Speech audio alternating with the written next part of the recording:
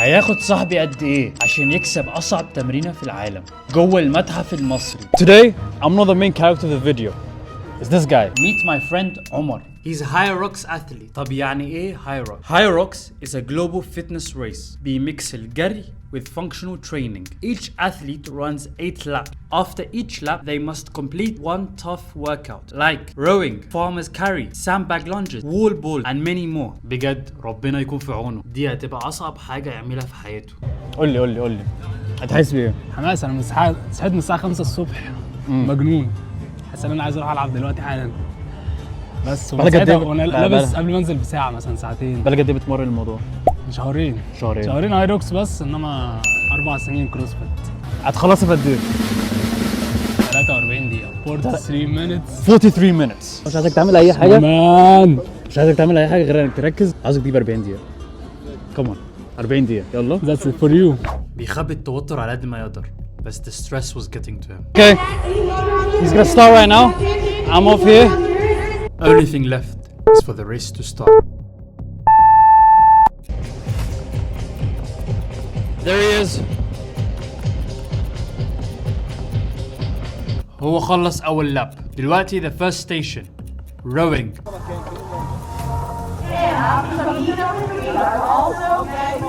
الجudge كان بيسأله رقمه كام. He had to keep calm and still focus on the challenge. And now on to the next station.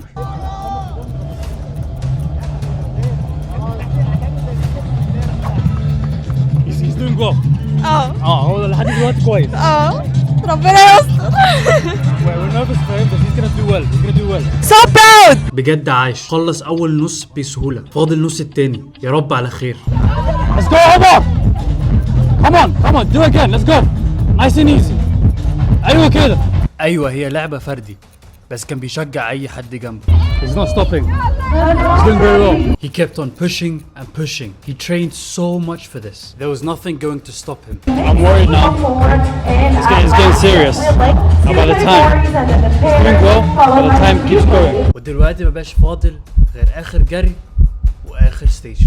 أصعب تمرينة وول بولز.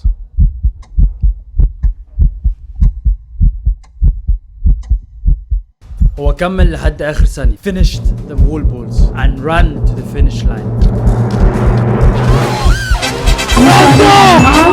اوكي 40 دقيقة ما جاتش 40 دقيقة. ما جاتش 40 دقيقه، جات 50 دقيقه.